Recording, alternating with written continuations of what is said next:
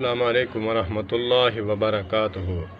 آج بات ہوگی آقا کریم علیہ الصلاۃ والسلام صلی اللہ تبارک و تعالی علیہ وآلہ وسلم کی حدیث پاک کا مفہوم ہے کہ اپنے بچوں کو مغرب کی اذان سے پہلے دروازے بند کر کے اندر بٹھا دیں، اور جو رات کو برتن ہیں ان کو، چھوٹے برتن ہیں تو ان کو الٹا کر کے رکھیں، بڑے ہیں تو پھر ان کو ڈھانپ کر رکھیں تاکہ اس میں کوئی موذی جو ہے چیز نہ چلی جائے، آپ کو نقصان نہ پہنچائے۔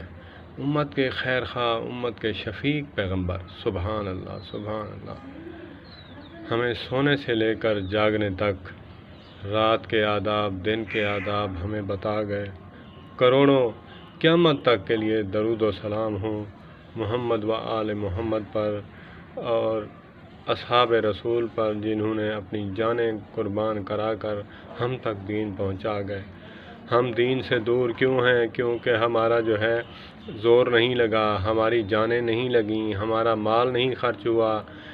جن کا خرچ ہوا ہے ان سے جا کے پوچھیں، یہ بھی تو دیکھیں نا کہ جنہوں نے قربانیاں دیں آج تک ان کے تذکرے جو ہیں 1400 سال کے بعد بھی آج مجھ جیسا ناکارہ انسان بھی ان کا جو ہے نام لے کر اپنے روح کو جو ہے تسکین پہنچاتا ہے۔ اللہ پاک کروڑوں رحمتیں نازل فرمائے آقا کریم علیہ الصلاۃ والسلام پر، جنہوں نے امت کے لیے دین اسلام کو پسند فرمایا اور ہمارے لیے کیا کیا چیزیں بتائیں دین پر چلنے کے لیے۔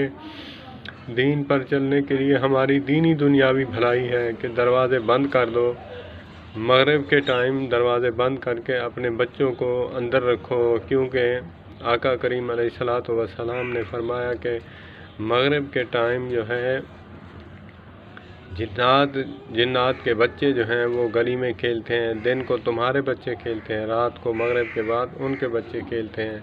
اسی لیے فرمایا کہ رات کو اپنے بچوں کو جو ہے، کم سن بچوں کو باہر مغرب کے بعد نہ نکالا جائے، وہ ڈر جاتے ہیں۔ تو اسی لیے ہمیں چاہیے کہ ہم ان باتوں کو فالو کریں۔ سنت میں فائدے ہی فائدے ہیں، دنیاوی فائدے ہیں، دینی فائدے ہیں۔